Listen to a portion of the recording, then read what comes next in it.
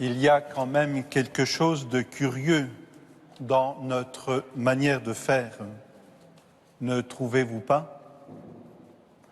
De fait, ne vous êtes-vous jamais posé la question de savoir comment il se fait que nous sommes si facilement enclins à relever les petits travers des autres, alors que nous sommes bien souvent incapables et refusons même de voir nos propres travers, parfois bien plus gros qu'une montagne. Telle est en tout cas la question que nous lance en pleine figure l'Évangile de ce jour.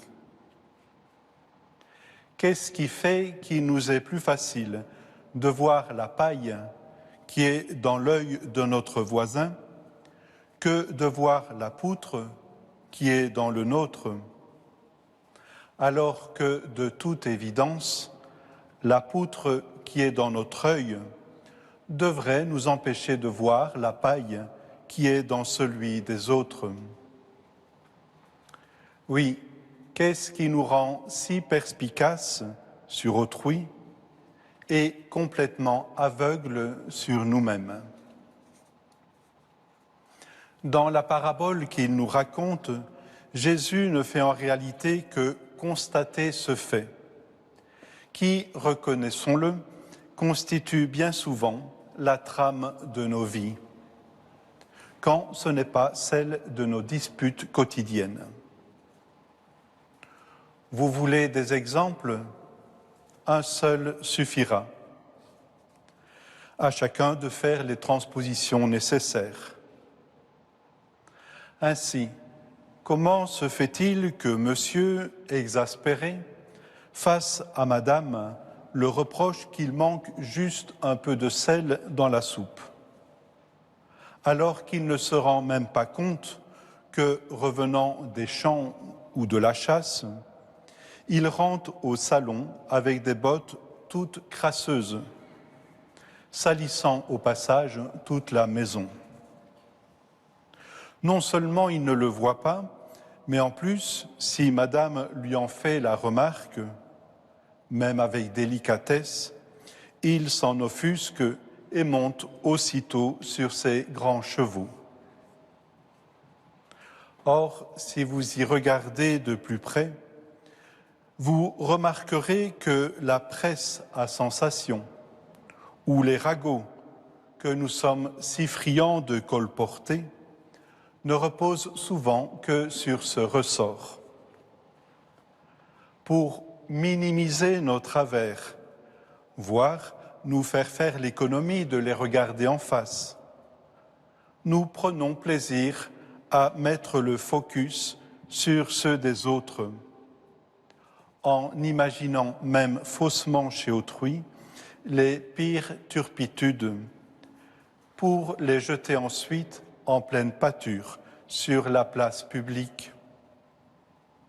Il suffira alors d'une simple allumette pour mettre le feu aux poudres et ainsi brûler irrémédiablement la réputation des autres.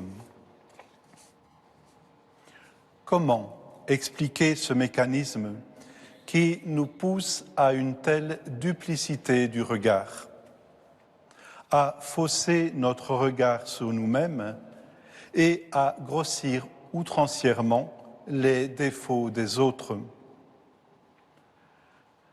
Ne serait-ce pas parce que, face à l'angoisse que nous éprouvons tous, plus ou moins, devant ce que nous croyons être notre propre nullité, nous sommes spontanément tentés de considérer les autres comme une menace pour notre propre existence. Or, pour nous protéger d'une telle menace et sauvegarder l'estime de nous-mêmes, quelle meilleure stratégie que de grossir la paille que l'autre a dans son œil et d'y voir une poutre. Au fond, si notre œil est double, c'est bien parce que, comme Caïn devant Abel, nous pensons que le préféré ce n'est pas moi, c'est l'autre. Que l'autre nous fait donc de l'ombre, et donc qu'il faut l'évincer. Et que pour l'évincer, il faut sinon le tuer, du moins, mais cela ne revient-il pas au même, le discréditer, que ce soit publiquement ou sournoisement. Quelle que soit la manière, reste cependant une question. Quel remède pouvons-nous opposer à cette terrible maladie qui, depuis les origines du monde, habite le cœur de l'homme et détricote si bien le tissu de notre vie sociale? Il suffit d'une seule chose, de remplacer notre œil plein de duplicité par un œil simple. Mais qu'est-ce que c'est avoir un œil simple? C'est avoir un œil qui refuse le jeu de la jalousie et le jeu de l'envie. Et comment cultiver un tel regard? De deux manières. En repoussant les assauts du malin qui nous fait croire à notre propre nullité et nous pousse donc à envier les autres, à voir en eux une menace.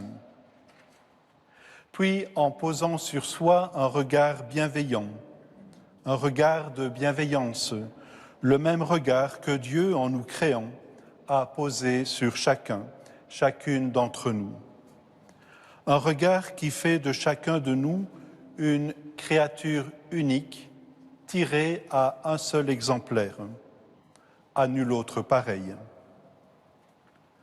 Nous deviendrons alors cet homme dont parle l'Évangile, un homme bon qui tire le bien du trésor de son cœur qui est bon. Un cœur rempli de gratitude envers Dieu pour ce que nous sommes et d'émerveillement envers autrui pour ce qu'ils sont.